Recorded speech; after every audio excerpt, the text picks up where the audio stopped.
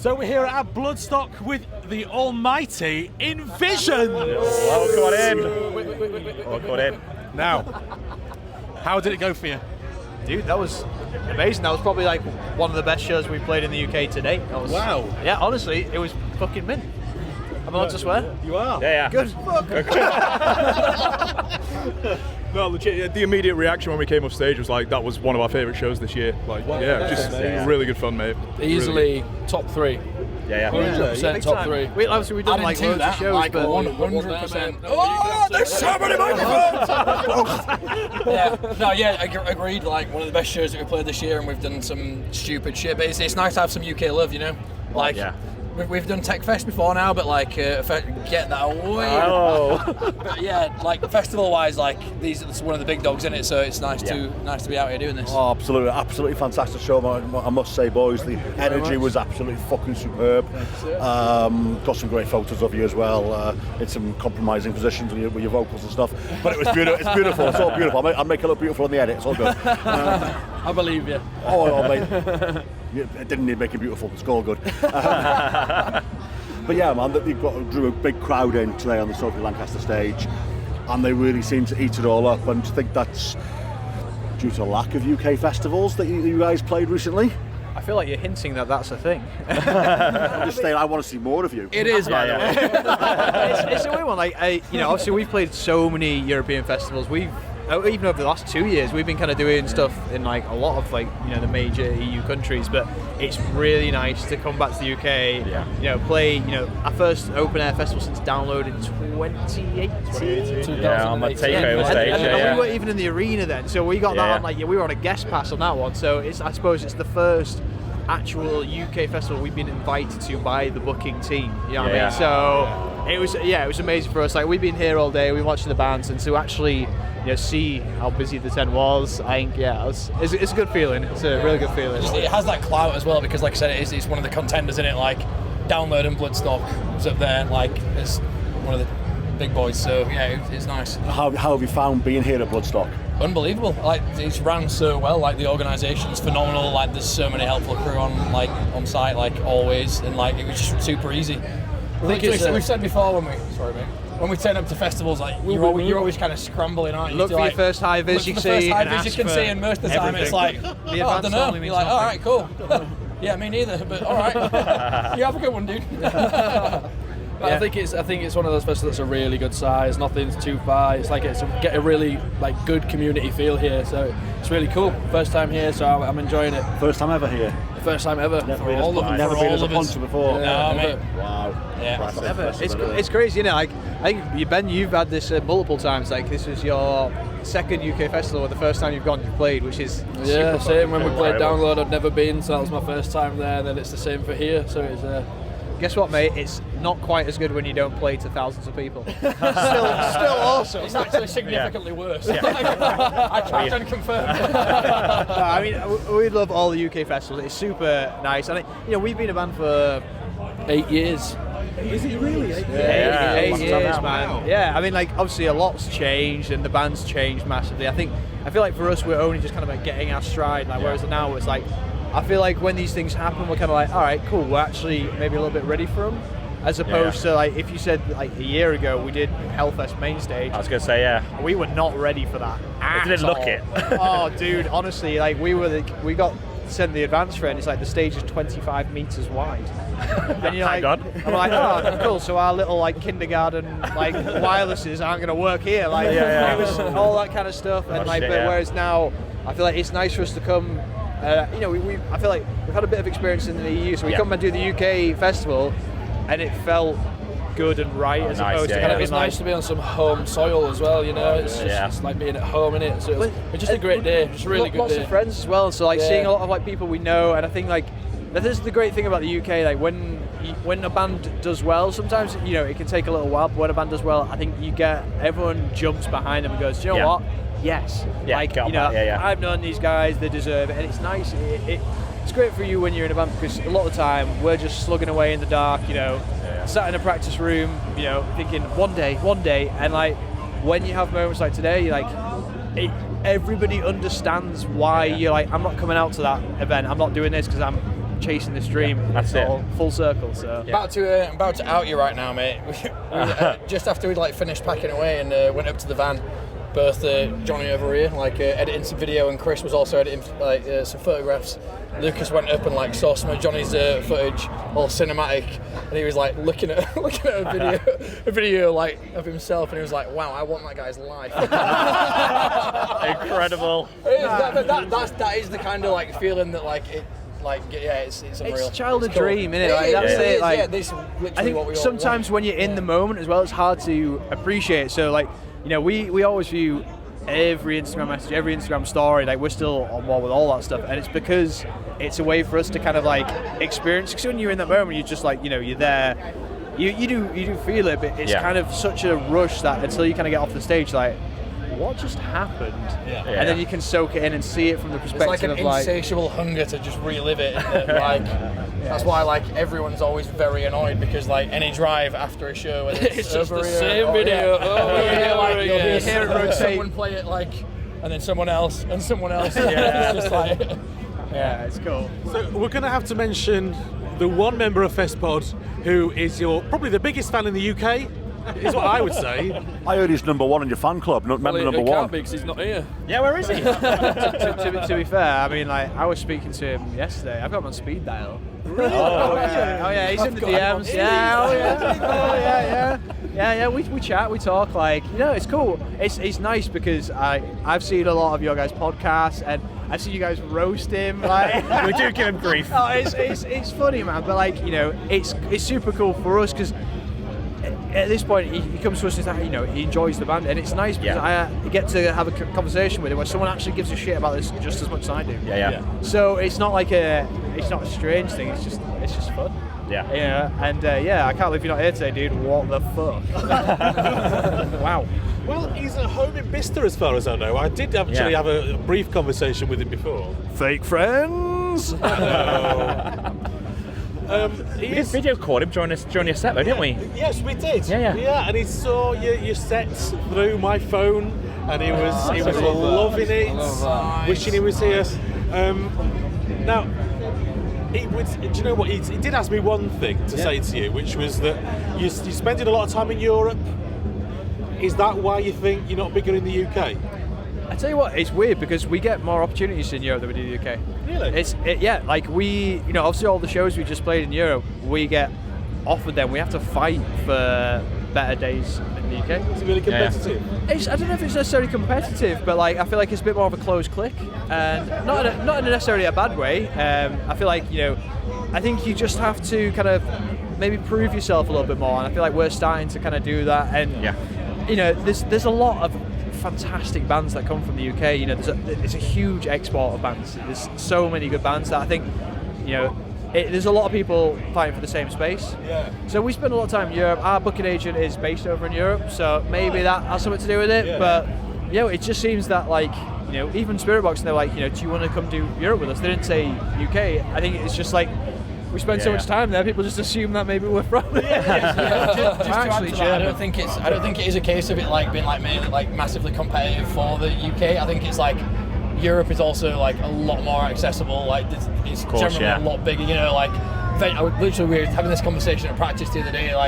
Europe, you've got in my hometown, for example, Leeds. You've got, it used to be booming with venues, but now there's probably 2 venues. Before you get to academy and university size. But Europe, you've got that and then some, plus all the festivals. There's so much more integers of 300, 400, 500 the caps and grades of venues over there are just there's so many more tours.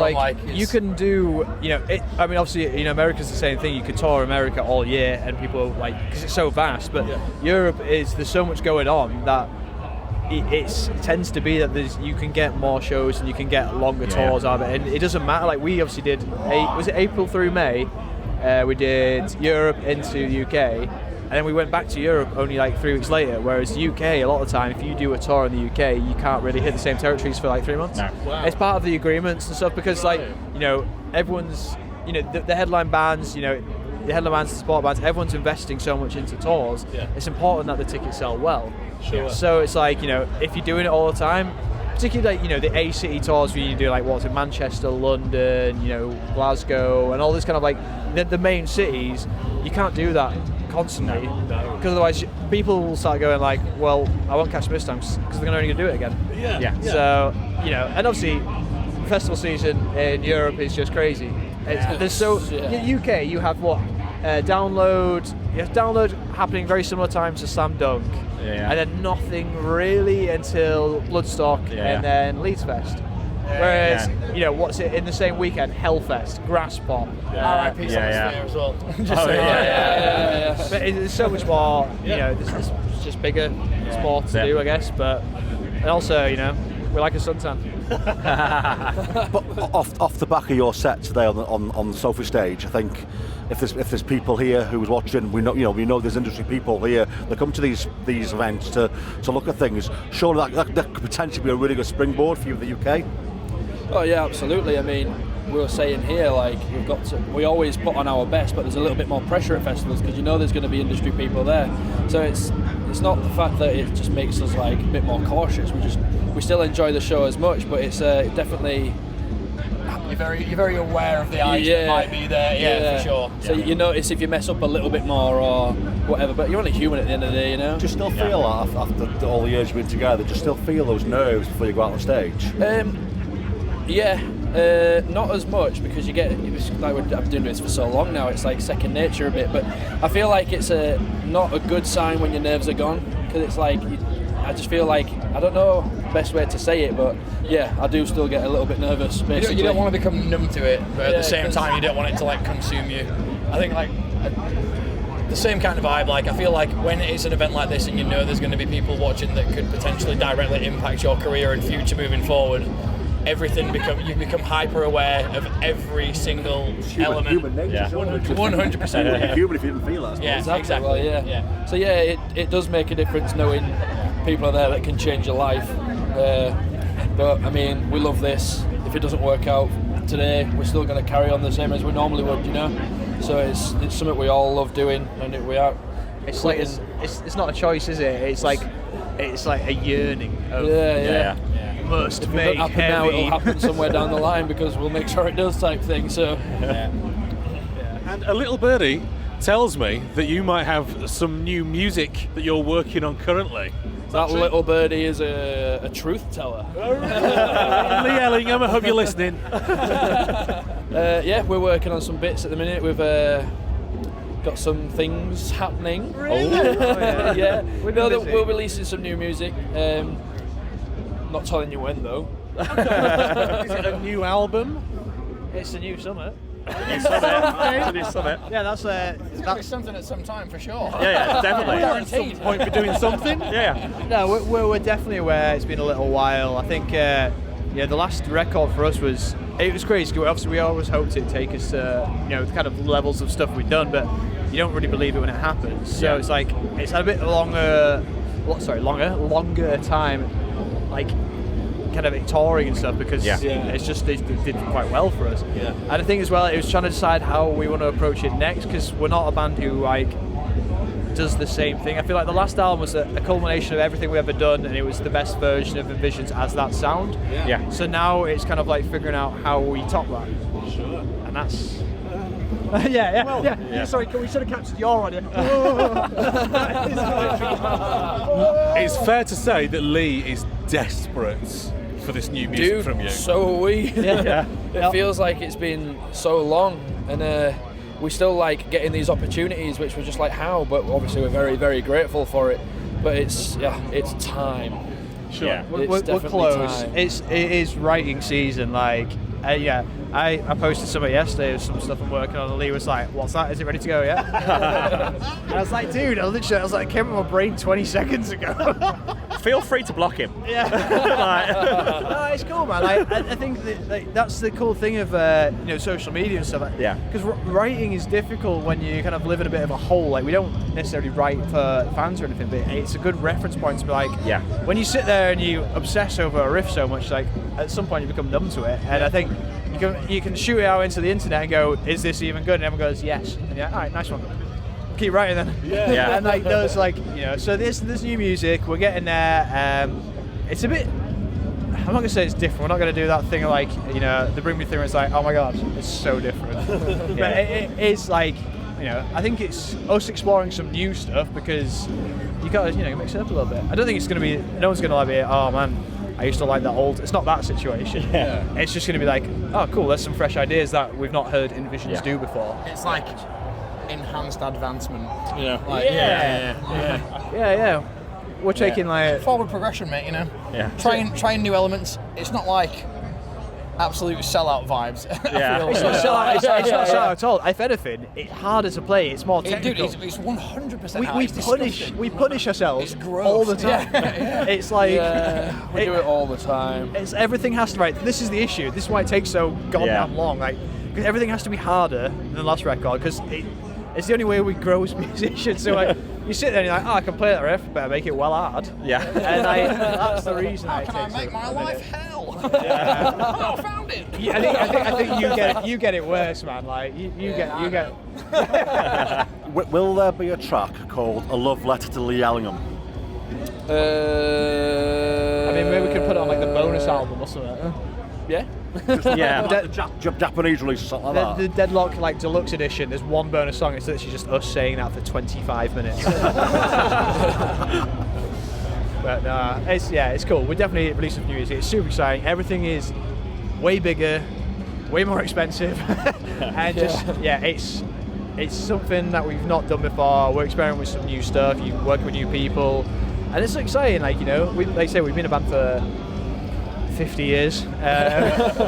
So, you know, you got to keep pushing forward. And I think that's something that we're taking into account big time with this, because you know, it's time to try some new shit. I think it's about momentum, isn't it? Keeping up that momentum, that new music, that touring, you know, and just making sure people are still aware of you. You know, you don't drop out of people's awareness and stuff like that. Well, that was it. Like, because we haven't released music for so long, that's why we were like, well, we aren't releasing anything, so we need to be on the road. So when these opportunities were coming, we were just like, yeah.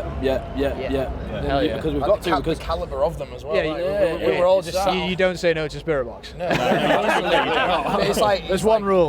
You don't say no to Not Spirit releasing Box. in so long, and like we're still getting these offers. It's like, so absolutely. Yeah. It's super cool.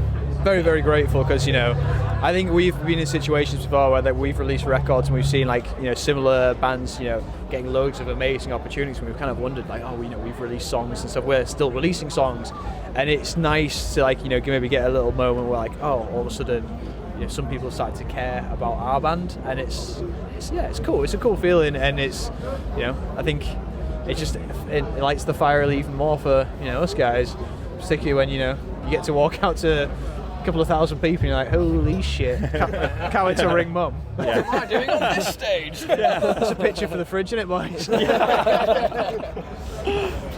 So any message for your biggest fan? we love you, Lee. We love your support. Yeah. Thank you so much. Yeah, biggest of thanks. Also, fuck you for not being here, dude. And also, your butt looks really cute in those pictures from Corfu in 2003. It's a Peep Show reference on maybe a Peep Show. Please do not judge me on that. Love you, mate. InVisions, thank you very much. Thank you. Thank you for having us. Appreciate it. Thank you very much. Anytime. It's a pleasure. Cheers. Thank you very much. Awesome.